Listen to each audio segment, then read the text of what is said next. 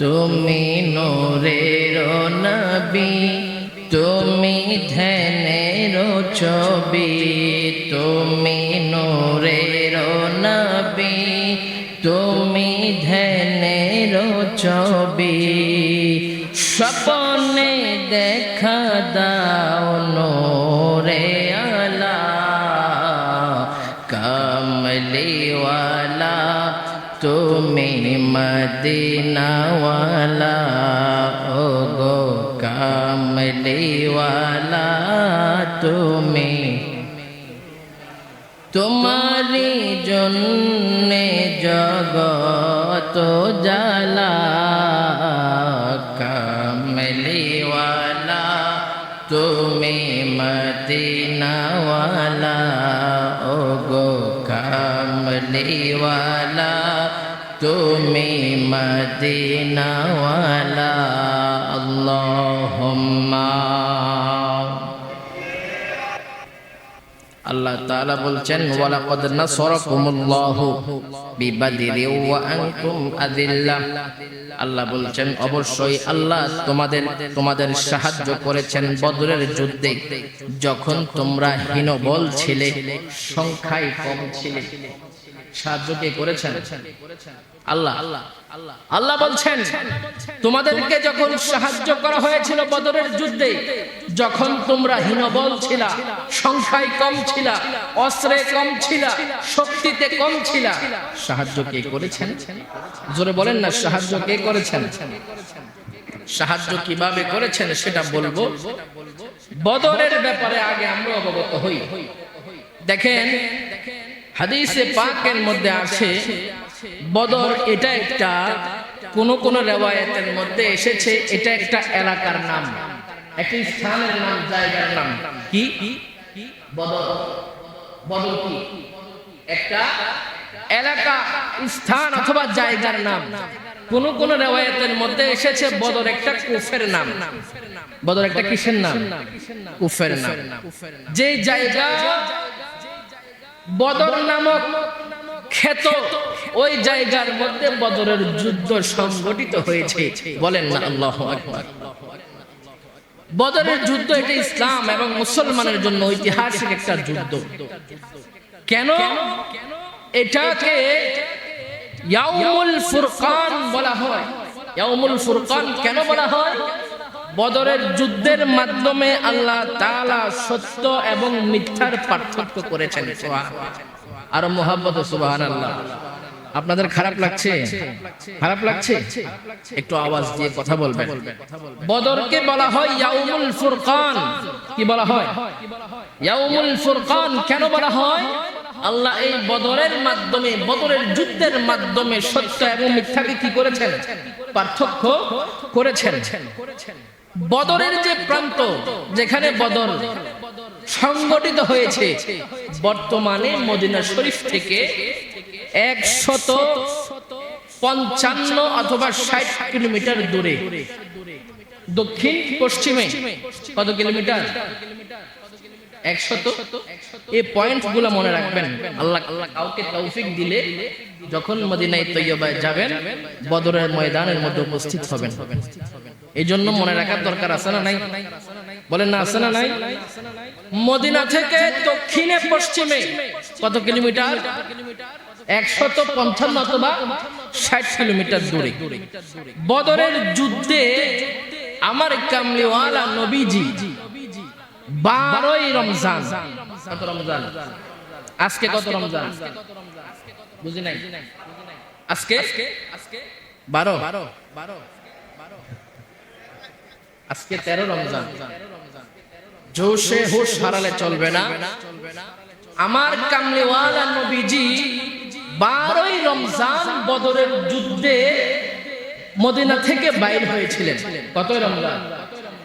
কিন্তু বদরের যুদ্ধ হয়েছিল কত রমজান? জোরে বলেন না। 17 রমজান। 12 রমজান দ্বিতীয় হিজরি 313 জন সাহাবীর একটা কাফেলা নিয়ে আমার নবীজি মদিনা থেকে বাইর হয়েছিলেন। সুবহানাল্লাহ বলেন। তখন আমার নবী যখন বদরের যুদ্ধের বাইর হয়েছিলেন, অস্থায়ীভাবে মদিনার মধ্যে একজন গভর্নর দিয়ে গেলেন, যিনার নাম হলো আবু লুবাবা। কি নাম? আবু লুবাবা। এবং বদরের যুদ্ধে যখন আমার নবী কামলিওয়ালা 313 জন সাহাবী নিয়ে রওনা হয়েছিলেন, তখন বদরের যুদ্ধের ময়দানে আমার নবী একটা পতাকা উত্তোলন করলেন। ওই পতাকার রং হলো সাদা। কি কালার? আবার বলেন কি কালার? সাদা। যিনি এই পতাকাটা ধরেছিলেন, উত্তোলন করেছিলেন, তিনার নাম হলো মুসআব ইবনে উমাইর রাদিয়াল্লাহু তাআলা। সুবহানাল্লাহ বলেন।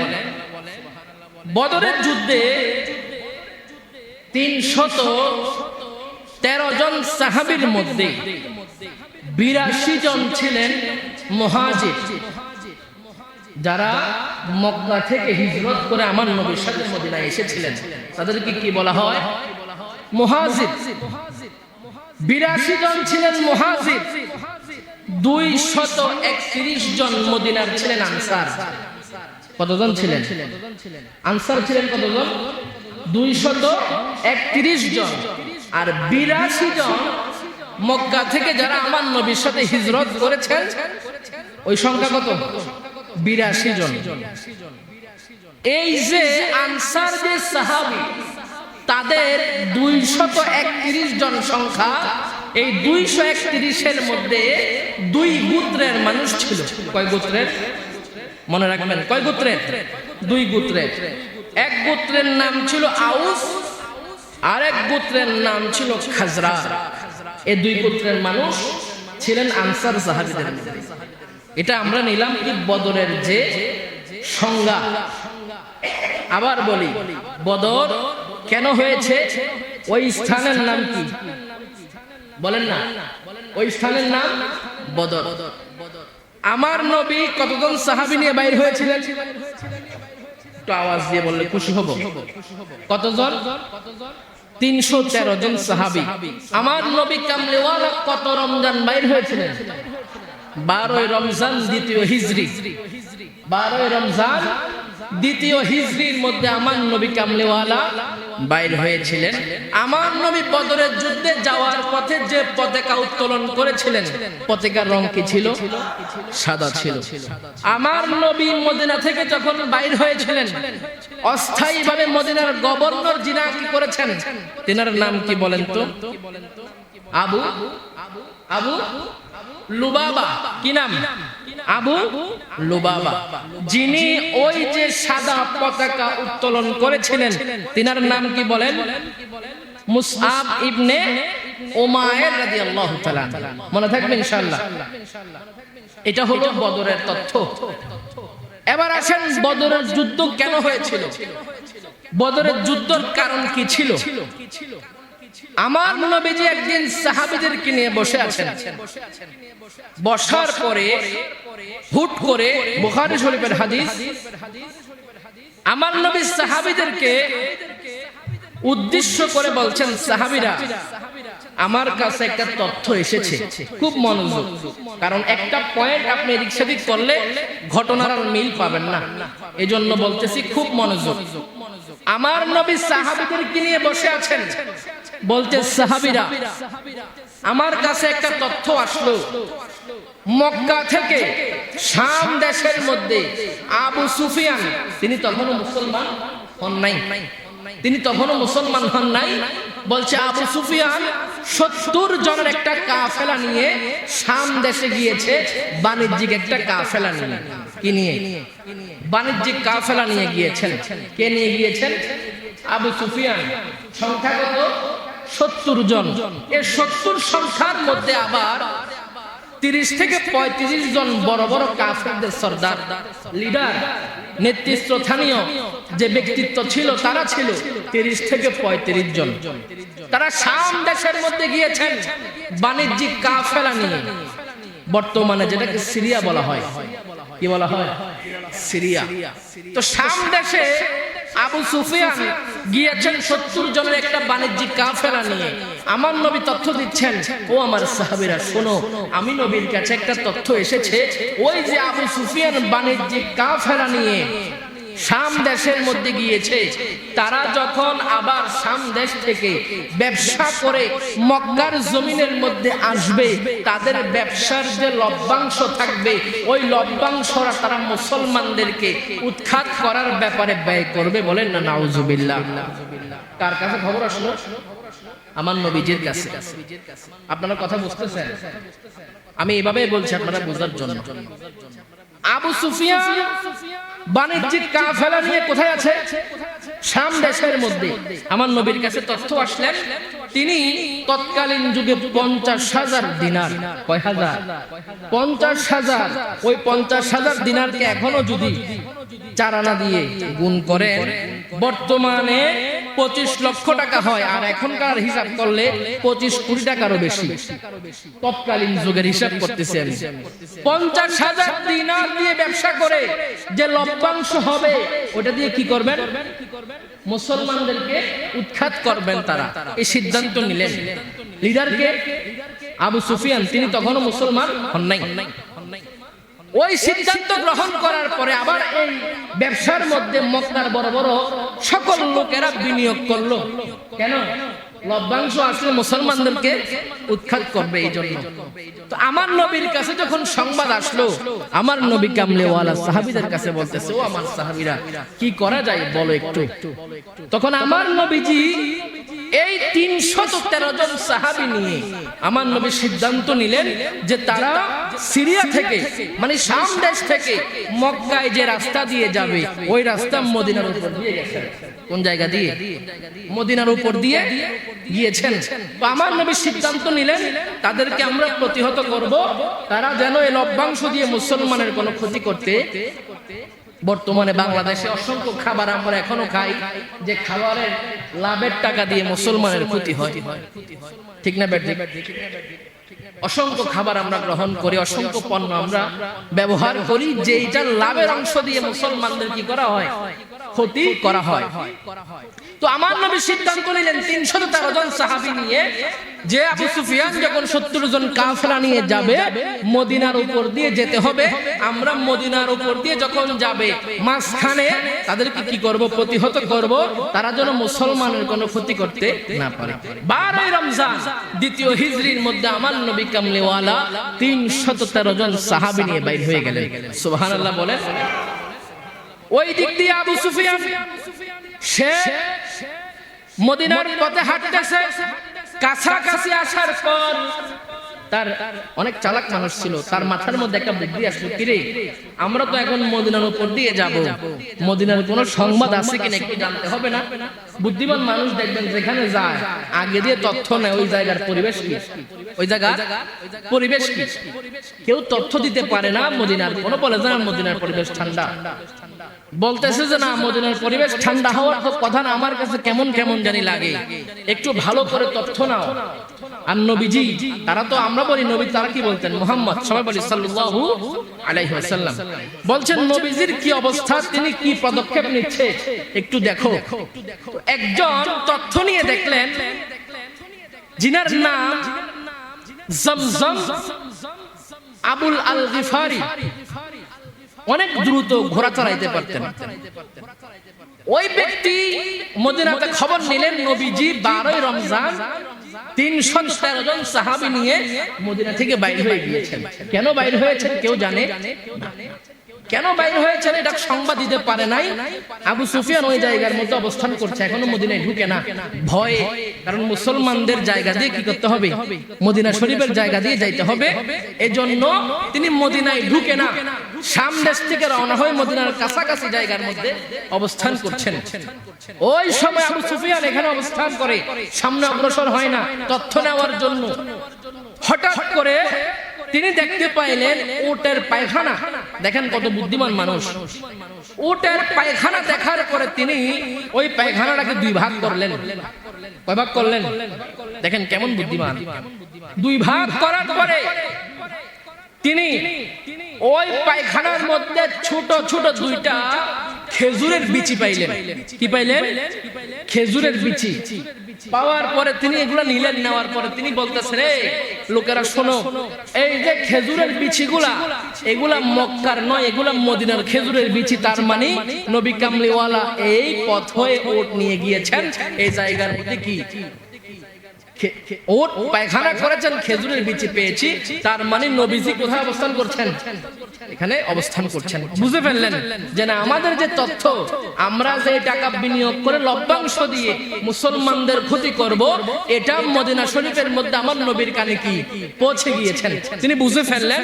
বুঝার পরে তিনি আর মদিনা দিয়ে যাবেন না, সিদ্ধান্ত নিলেন। তখন তিনি সমুদ্রের তীর হয়ে একটা রাস্তা ধরলেন যে আমরা সমুদ্রের তীরে তীরে আমরা মক্কায় চলে যাব। সমুদ্রের তীরে যাওয়ার পরে আবু সুফিয়ানের মাথার মধ্যে বুদ্ধি আসলো আবার, যে আবার নি তারা সমুদ্রের পারে আমাদেরকে কি করে? আক্রমণ করে। কারণ আমরা মানুষ কত? 70 জন মাত্র। এ চিন্তা করে ওই যে জমজম যে ব্যক্তি অনেক দ্রুত ঘোড়া চালাইতে পারতো, তাকে আবার পাঠাই দিল মক্কায় খবর দিয়ে, দ্রুত চলে যাও মক্কায় গিয়ে বলো তোমাদের সঙ্গী আবু সুফিয়ানের যে কাফেলা ছিল, আরো 30 থেকে 35 জন নেতা ছিল এই কাফেলার মধ্যে, তাদেরকে মুসলমানরা হামলা করবে, তাদেরকে আক্রমণ করবে।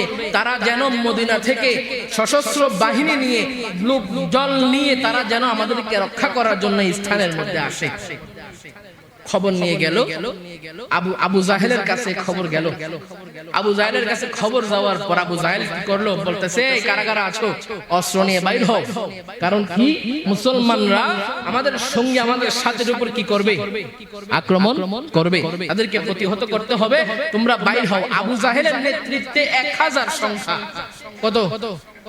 1000 সংখ্যায় সৈন্যবাহিনী তারা মক্কা থেকে বাইর হইলেন। কেন? মুসলমানের সাথে যুদ্ধ করবে এবং ওই যে 70 জনকে সেভ করে আবার মক্কার মধ্যে কি করবে?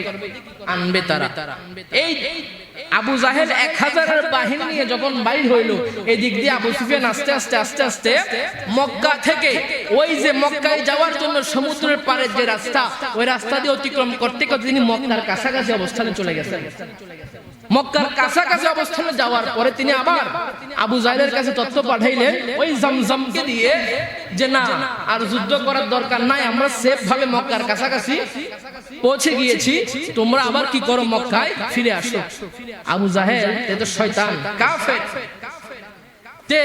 1000 বাহিনীরে পরামর্শ দিচ্ছে যে আমরা তো মুসলমানদেরকে হত্যা করার জন্য, উৎখাত করার জন্যই বাইর হয়েছিলাম, তো আমরা তাদেরকে হত্যা করা ছাড়া, যুদ্ধ করা ছাড়া আমরা আর মক্কায় ফিরবো না। সে কি করলো? সামনের দিকে অগ্রসর হচ্ছে। অগ্রসর হতে হতে আবু জাহেল 1000 সৈন্য নিয়ে জুহফা একটা জায়গা আছে, ওই জুহফা নামক স্থানের মধ্যে আবু জাহেল কি করতেছে? অবস্থান করছে। ওই দিক দিয়ে আমার নবী কামলিওয়ালা তিনিও আসছেন। সংখ্যা কত? 313 জন সাহাবী নিয়ে তিনি আস্তে আস্তে হাঁটতে হাঁটতে একটা জায়গার নাম আছে জুফিরান। কি নাম? জুফিরান নামক জায়গার মধ্যে আমার নবী কামলিওয়ালাও 313 জন সাহাবী নিয়ে অবস্থান করছেন। এখনো 17 রমজান আসে নাই, এর মাঝখানের ইতিহাস। আমার নবী কামলিওয়ালা শুনতে পাইলেন আবু জাহেল 1000 সৈন্য নিয়ে মুসলমানের সাথে যুদ্ধ করার জন্য অগ্রসর হচ্ছেন। আমার নবী কামলিওয়ালা সাহাবীদের কাছে পরামর্শ চাচ্ছে, ও সাহাবীরা কি করা যায় এখন? বলো কি পরামর্শ, কি করা যায়? সাহাবীরা বলছে, ইয়া রাসূলুল্লাহ, আমরা যে পরিমাণ দুর্বল, আমাদের কাছে অস্ত্র শস্ত্র কিছু নাই, যুদ্ধ করা তো অসম্ভব, যুদ্ধ তো আমরা করতে পারবো না। তখন আমার নবী বলছে, তোমরা আরো পরামর্শ দাও, কি করা যায়? ওই মুহূর্তে আবু বকর সিদ্দিক রাদিয়াল্লাহু তাআলা আনহু দাঁড়িয়ে গেলেন, বলে, ইয়া রাসূলুল্লাহ, নবী গো, মুসলমানরা কখনো দুর্বল হতে পারে? কারণ মুসলমানদেরকে সাহায্য করেন স্বয়ং কে? আবু বকর সিদ্দিক বলছে যে না, আমরা পিছনের দিকে যাওয়ার জাতি নই, আমরা সামনের দিকে অগ্রসর হব, চলেন ইয়া রাসূলুল্লাহ। হযরতে ওমর ইবনে খাত্তাব রাদিয়াল্লাহু তাআলা আনহু তিনিও দাঁড়িয়ে গেলেন, ইয়া রাসূলুল্লাহ, আমরা পিছনে যাওয়ার মানুষ নই, আমরা সামনের দিকে অগ্রসর হব, যুদ্ধ করার প্রয়োজন হলে যুদ্ধ আমরা করব ইনশাআল্লাহ। তো আমার নবী আরো বলছে, ও সাহাবীরা আরো পরামর্শ দাও, কারণ আমার নবীর একটা উদ্দেশ্য ছিল। আবু বকর তো মুহাজির ছিলেন, হযরত ওমর ইবনে খাত্তাব তো মুহাজির ছিলেন, তিনারা তো মক্কা থেকে আমার নবীর সাথে কোথায় এসেছেন? মদিনায় এসেছেন। তিনাদের সংখ্যা মাত্র 82 জন, আর আনসার সাহাবীরা সংখ্যায় 231 জন। তাদের পক্ষ থেকে একজন যদি মতামত দেয় তাহলে আমরা সামনের দিকে কি করব? অগ্রসর হব। ওই সময় আনসারদের পক্ষ থেকে একজন সাহাবী দাঁড়িয়ে গেলেন, লাব্বাইক ইয়া রাসূলুল্লাহ, ইয়া রাসূলুল্লাহ, আমরা পিছনের দিকে যাব না, আমরা সামনের দিকে যাব এবং যুদ্ধের প্রয়োজন হলে আমরা যুদ্ধ করব ইনশাআল্লাহ। সুবহানাল্লাহ বলেন। সংক্ষিপ্ত বলছি, সময় কম। আমার নবীজি জুফিরান নামক জায়গা থেকে সামনের দিকে অগ্রসর হতে হতে আমার নবী কামলিওয়ালা, যেখানে বদর যে জায়গার নাম, ওই বদর স্থানের মধ্যে, বদরের প্রাঙ্গণের মধ্যে আমার নবী উপস্থিত হলেন। এর আগে আগে জুহফা নামক জায়গা থেকে আবু জাহেল এবং 1000 সৈন্য নিয়ে তারা বদরের প্রান্তরে চলে এসেছেন। আসার পরে ভালো যে জায়গা, যেখানে পানি পাওয়া যায়, জায়গা সুন্দর, সেফ জোন, ওই জায়গার মধ্যে আবু জাহেল তার 1000 সৈন্য নিয়ে অবস্থান করছে। আর আমার নবী পরে আসার কারণে 313 জন সাহাবী যে জায়গার মধ্যে অবস্থান করছে, সেখানে শুধু বালু আর বালু, কোনো পানির ব্যবস্থা নাই। আমার নবী দোয়া করছেন আল্লাহর কাছে, আল্লাহ আপনি ওয়াদা করেছিলেন আপনি মুসলমানদেরকে কি করবেন? সাহায্য করবেন, আপনি মুসলমানদেরকে বিজয় করবেন, ইসলামের পতাকা উত্তোলন করবেন। ও আল্লাহ, আপনি ওয়াদা দিয়েছিলেন, আপনার ওয়াদা আপনি রক্ষা করুন। আমার নবী কামলিওয়ালা বদরের প্রান্তরের মধ্যে 2 হাতকে এভাবে উঁচু করলেন, উঁচু করে দোয়া করতে লাগলেন। এমন ভাবে তিনি দোয়া করছেন, আমার নবীর কাঁধ মোবারকের মধ্যে একটা চাদর ছিল, চাদরটা মাটির মধ্যে পড়ে গেলেন। এত উঁচা করে আমার নবী হাত তুললেন। পিছন দিক থেকে আবু বকর সিদ্দিক রাদিয়াল্লাহু তাআলা আনহু তিনি দৌড়ে আসলেন। আসার পর আমার নবীকে জড়িয়ে ধরলেন, ধরে কান্না করছে, ইয়া রাসূলুল্লাহ, আপনি অনেক দোয়া করেছেন, আর দোয়া করার দরকার নাই, আপনার আল্লাহ আপনাকে অবশ্যই অবশ্যই সাহায্য করবে। সুবহানাল্লাহ। আমার নবী আরাম করতেছেন রাত্রিবেলা, হঠাৎ করে আল্লাহ সাহায্য শুরু। আল্লাহ রাত্রে, ওই রাত্রে বৃষ্টি, ওই রাত্রে কি বৃষ্টি, 16 রমজানের মধ্যে বৃষ্টি দিয়ে দিলেন। বৃষ্টি হওয়ার কারণে সাহাবীরা যে জায়গার মধ্যে ছিল, ওই বালুগুলা দেখবেন, বালুর মধ্যে, বালির মধ্যে যখন পানি পড়ে, বালুগুলা কি হয়? একত্রিত জমে যায় না? বালুগুলা জমে গেল, সাহাবীরা গর্ত করে করে পানি কি করলো? সংগ্রহ করলো। আর আবু জাহিল্লা তার 1000 সৈন্য নিয়ে যেখানে অবস্থান করছিল, ওই জায়গার মধ্যে বৃষ্টির কারণে কাদাযুক্ত হয়ে গেল। নাউজুবিল্লাহ বললেন না? আল্লাহর সাহায্য শুরু হয়ে গেল এবং আল্লাহ তাআলা সাথে সাথে আমার নবীর কাছে কোরআনে পাক আয়াত নাযিল করে দিলেন। আল্লাহ বলে দিলেন, ইয়া রাসূলুল্লাহ, টেনশন করার কোনো কারণ নাই, আমি 1000 ফেরেশতা দিয়ে আপনি নবীকে আমি সাহায্য করব। সুবহানাল্লাহ। আর মুহাম্মদ সুবহানাল্লাহ। সাহায্য কেমন করলেন?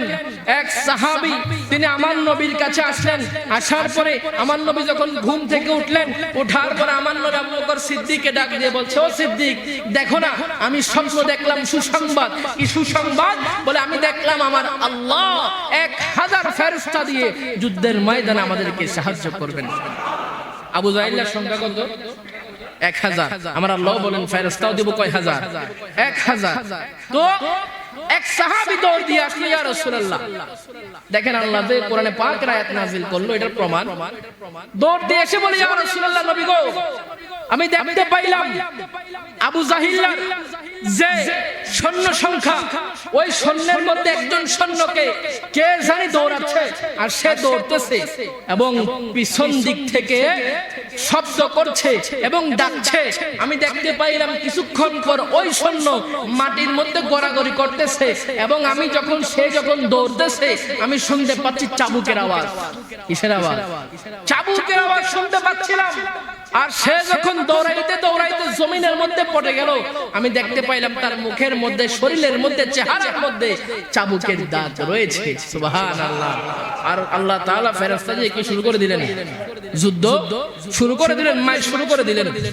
সংক্ষিপ্ত আকারে বলছি, 17 রমজান বদর যুদ্ধ শুরু হবে। মুসলমানরা অবস্থান করছে, কাফেররাও অবস্থান করছে। যুদ্ধের নিয়ম হলো একজন একজন। যুদ্ধের নিয়ম কি? নাকি এক লোকের সব জগা খিচুড়ি? এরকম না। কি? একজন কাফের আসবে, একজন মুসলমান আসবে।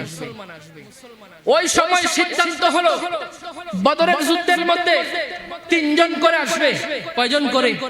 3 জন করে। মুসলমান 3 জন, কাফের 3 জন। কাফেরের 3 জন আসলো, উতবা আসলো, সাইবা আসলো, আর ওয়ালিদ আসলো। 3 জন কাফের আসলো। মুসলমানদের পক্ষ থেকে 3 জন আনসার সাহাবী আসলো, যারা মদিনার সাহাবী। ওই 3 কাফের, উতবা, সাইবা এবং ওয়ালিদ, তারা ওই আনসার সাহাবীদেরকে বলছে, তোমাদের সাথে তো আমাদের কোনো দ্বন্দ্ব নাই, তোমাদেরকে আমরা চিনিও না। কারণ চিনার কথা, ওরা তো মক্কার, আর আনসার সাহাবীরা কোন জায়গা? মদিনা। বলে তোমাদেরকে আমরা চিনি না, তোমরা কেন আসছো? আর তোমরা, তারা ওই কাফের 3 জন ওই আনসার সাহাবীকে অপমান করলো। বলে তোমরা নিচু জাতের মানুষ, তোমাদের সাথে কোনো যুদ্ধ আমরা নাই। তোমাদের থেকে পারদর্শী যারা লিডার আছে, বড় বড় যোদ্ধা আছে, তাদেরকে পাঠাও। আমার নবীর পক্ষ থেকে ফয়সালা হলো মুসলমানদের পক্ষ থেকে 3 জন যাবে। 1 নম্বরে হযরতে আলী রাদিয়াল্লাহু তাআলা, সুবহানাল্লাহ বলেন। 2 নম্বরে যিনার নাম আসলো তিনি হলেন হযরতে হামজা রাদিয়াল্লাহু তাআলা। 3 নম্বরে যিনি যাবেন তিনার নাম হলো হযরত উবাইদা রাদিয়াল্লাহু তাআলা, মুহাজির সাহাবী। 3 জন গেলেন। যাওয়ার পরে উতবার সাথে হযরত উবাইদার যুদ্ধ। কার সাথে? উতবার সাথে। সাইবার সাথে হযরতে হামজা রাদিয়াল্লাহু তাআলা আনহুর যুদ্ধ। আর ওয়ালিদের সাথে হযরতে আলী রাদিয়াল্লাহু তাআলা আনহুর যুদ্ধ। যুদ্ধ করতে করতে 3 কাফেরকে যখন জাহান্নামের মধ্যে পাঠিয়ে দিলেন, তখন যিনার নাম হযরত উবাইদা রাদিয়াল্লাহু তাআলা আনহু, তিনি পায়ের মধ্যে একটু জখম হলো, ব্যথা পেলেন, আঘাত পেলেন। পাওয়ার পরে আঘাতের যন্ত্রণায় আস্তে আস্তে তিনিও শাহাদাত বরণ করলেন। আল্লাহু আকবার বলেন। তখন কাফেররা 1000 থেকে হয়ে গেল 900। কত? 1000 থেকে 3 মাইনাস হলে কত হয়? 900। আপনারা মাঝে মধ্যে একটু দিয়েন, তাহলে বোঝা যাবে আপনারা বুঝতেছেন। 1000 থেকে 3 জন জাহান্নামে গেলে আর কত? 997। আর এদিক দিয়ে কয়জন? 313 জন। আবু জাহিল্লা বলল এভাবে হবে না, কারণ এভাবে তাদের সাথে আমরা পারবো না। বলে সবগুলো একসাথে ঝাঁপিয়ে পড়ো। সবগুলো কি একসাথে ঝাঁপিয়ে পড়ো। তখন আমার নবী সিদ্ধান্ত নিলেন, তারা যেহেতু একসাথে আসতেছে, আমরাও কি একসাথে যেতে হবে। হযরত সাদ রাদিয়াল্লাহু তাআলা আনহু তিনি আমার নবীর জন্য পাহাড়ের উঁচু জায়গার মধ্যে একটা অবস্থান করলেন, একটা জায়গা করলেন। ওই জায়গার মধ্যে আমার নবী দাঁড়িয়ে দাঁড়িয়ে বদরের যে যুদ্ধ হচ্ছে ওইগুলো পরিদর্শন করছেন। আমার নবী 16 রমজান রাতের মধ্যে আমার নবী ডাক দিয়ে দিয়েছিলেন, এই জায়গার মধ্যে অমুক থাকবে, ওই জায়গার মধ্যে অমুক থাকবে, ওই জায়গার মধ্যে অমুক শহীদ হবে, ওই জায়গার মধ্যে অমুকের লাশ থাকবে। সুবহানাল্লাহ বলেন না। আমার নবী দেখছেন একদিক দিয়ে 1000, একদিক দিয়ে 313 জন যুদ্ধ লেগে গেলেন। যুদ্ধ করতে করতে করতে করতে আব্দুর রহমান ইবনে আউফ রাদিয়াল্লাহু তাআলা আনহু তিনি দাঁড়িয়ে আছেন বদরের প্রান্তরে। দাঁড়িয়ে চতুর্দিকে দেখছেন, একবার ডানে দেখছেন, একবার বামে দেখছেন। তিনি দেখতে দেখতে দেখতে দেখতে তিনি চিন্তা করলেন, আমি আব্দুর রহমান ইবনে আউফ, আমার নবীর সাহাবী, আমি কার সাথে যুদ্ধ করছি একটু দেখি, কার সঙ্গী হয়ে আমি যুদ্ধ করছি। তিনি যখন ডানে এবং বামে তাকালেন, দেখতে পাচ্ছেন ছোট্ট ছোট্ট 2টা বালক, ছোট্ট ছোট্ট 2টা বালক। দুজনের নাম হাদিসের মধ্যে এসেছে মুআজ। কি নাম? মুআজ। 2টা বালক মাত্র, এখনো শাবালক হয় নাই, ছোট 2টা বাচ্চা 2 পাশে দাঁড়িয়ে আছে। আব্দুর রহমান ইবনে আউফ রাদিয়াল্লাহু তাআলা আনহু তিনি বলছেন, এই ছোট ছোট 2টা বাচ্চার সাথে মাত্র আমি যুদ্ধ করছি, তাদের সাথে অবস্থান করছি না। আমি বড় কোন সাহাবীর সাথে কি করব? অবস্থান করব, তাদের সঙ্গে হয় যুদ্ধ করব। তো ছোট যে বাচ্চা, ডান দিকের একটা, বাম দিকে একটা, ডান দিকেরটা আব্দুর রহমান ইবনে আউফ রাদিয়াল্লাহু তাআলা আনহুকে আঙ্গুল দিয়ে এভাবে খোঁচা দিলেন। কি করলেন? আঙ্গুল দিয়ে খোঁচা দিলেন। দেওয়ার পরে বলছে চাচা আপনার কাছে একটা প্রশ্ন করো। কি প্রশ্ন? বলে যে আবু জাহিল্লা কোনটা? সুবহানাল্লাহ বলবেন না? এই ছোট বাচ্চা দুইটা নিয়ে অনেক ইতিহাস আছে, এগুলো দিকে যাব না আমি, যেহেতু বদরের প্রান্তরে যাচ্ছি ওই ব্যাপারে আলোচনা করছি। ছোট বাচ্চা জিজ্ঞাসা করছে চাচা আবু জাহিল্লা কোনটা? বলে যে কেন? বলে আমি শুনেছি আমার নবীকে তে বেশি গালাগালি করছে, আমার নবী কামলিওয়ালাকে বেশি কষ্ট দিয়েছে, আমি মুআজকে একটু দেখিয়ে দেন। ছোট বাচ্চা, এখনো কি হয় নাই, বড় হয় নাই, ছোট বাচ্চা 10 থেকে 11 বছরের বাচ্চা। আব্দুর রহমান ইবনে আউফ বলছে ওই যে দেখা যাচ্ছে যুদ্ধের ময়দানে ওইটা হলো আবু জাহেল। ছোট বাচ্চা আবার বলতেছে ও চাচা আপনি আমার পাশে আমার ভাই যে আছে তাকে বলিয়েন না আবু জাহেল যেটা। উদ্দেশ্য হলো আমার ভাইয়ের আগে আমি যেন আবু জাহেল কি করতে পারি, কতল করতে পারি। বাম দিক থেকে আবার ওই বাচ্চা খুঁজা দিলেন আব্দুর রহমান ইবনে আউফকে, চাচা আবু জাহেল কোনটা? বলে যে কেন আবু জাহেলকে কি দরকার? বলে আমার নবীরে বেশি কষ্ট দিছে, একটু দেখিয়ে দেন আবু জাহেলকে। বলে যে ওই যে যুদ্ধের ময়দানে দেখা যায় ওইটা হলো আবু জাহেল। বলে আমার ভাইকে বলার দরকার। দোনো ভাই একত্রিত হয়ে আবু জাহেলের উপর কি করলেন? ঝাঁপিয়ে পড়লেন। ঝাঁপিয়ে পড়ছেন তো পড়ছেন, সাহায্য কে করছেন? আল্লাহ। আবু জাহেল এরকম অবস্থা করছে, তার অবস্থা পুরো একেবারে বেহাল হয়ে গিয়েছে। আবু জাহেল মারা যায় অবস্থা কার হাতে? বাচ্চাদের হাতে। যারা আজকে আবু জাহেলের বংশধর, তোমাদের শিক্ষা নেওয়া দরকার। আল্লাহ তাআলা বড় বড় কাফের যারা আছেন, যারা নবীগণকে আম্বিয়াগণকে কষ্ট দিয়েছেন, তাদের মৃত্যু বেশি ভালো হয় নাই। বাংলার জমিনের মধ্যেও আমার নবীর ব্যাপারে অসংখ্য কটূক্তি হয় কি হয় না? মনে রাখতে হবে, মৃত্যুর জন্য প্রস্তুতি নিয়ে নাও, মৃত্যু তোমাদের ভালো হবে। আবু জাহিল এত বড় কাফেরদের সরদার ছিল, তার মৃত্যু ছোট 2 বাচ্চার হাতে। দেখেন কেমন খারাপ মানুষ ছিল। মৃত্যুর যখন একেবারে খারাপ অবস্থা, আবু জাহেলের অবস্থা খুব খারাপ বানিয়ে ফেলছে ছোট 2 বাচ্চা। তখন আমার নবী বলছে সাহাবীরা যুদ্ধের ময়দানের কি অবস্থা একটু বলো, খবর দাও। আর আবু জাহেলের কি অবস্থা? আবু জাহেল কিন্তু বদরের প্রান্তরে কি হয়েছে, জাহান্নামে গেছে।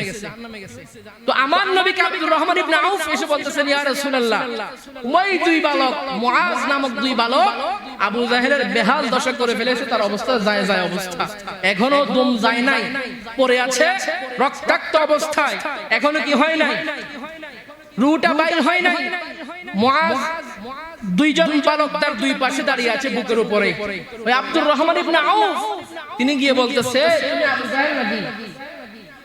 বেশি অহংকার করছিল না? আব্দুর রহমান ইবনে আউফ রাদিয়াল্লাহু তাআলা আনহু গিয়ে বলতেছে তুমি আবু জাহেল নাকি? বলতেছে হ্যাঁ আমি আবু জাহেল। তো কি হয়েছে?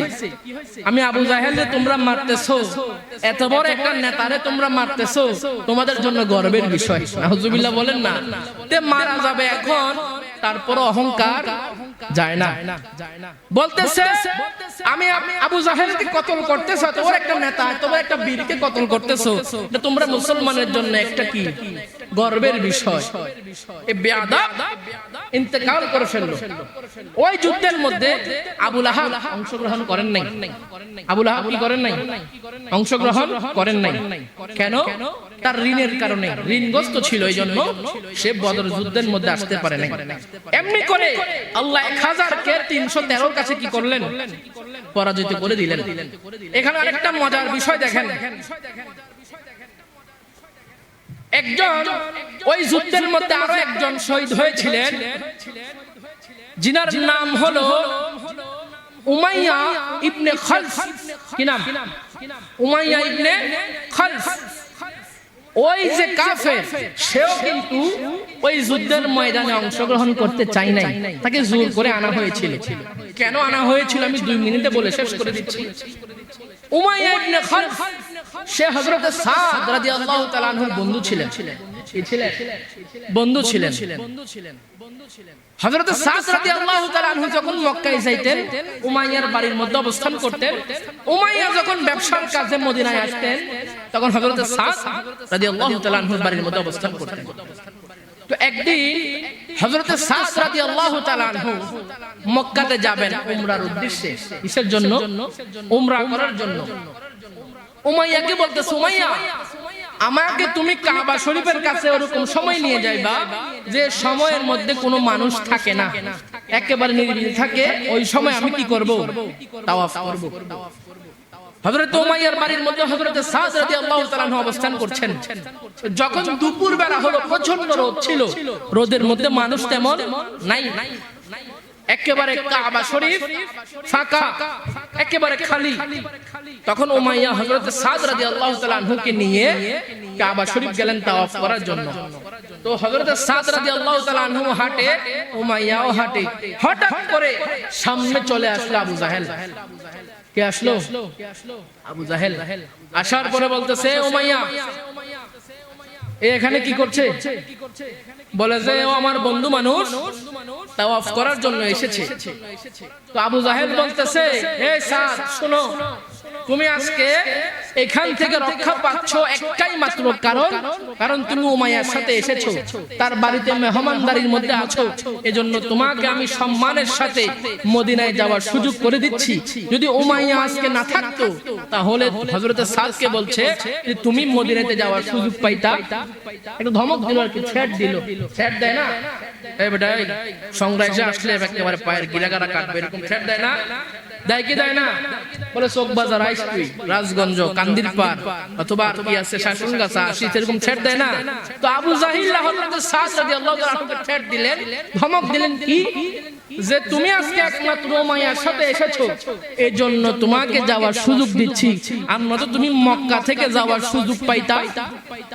হযরত সাদ রাদিয়াল্লাহু তাআলা আনহু তিনার খুব রাগ হয়ে গেল কথাটা শুনে, তিনার খুব রাগ হয়ে গেল।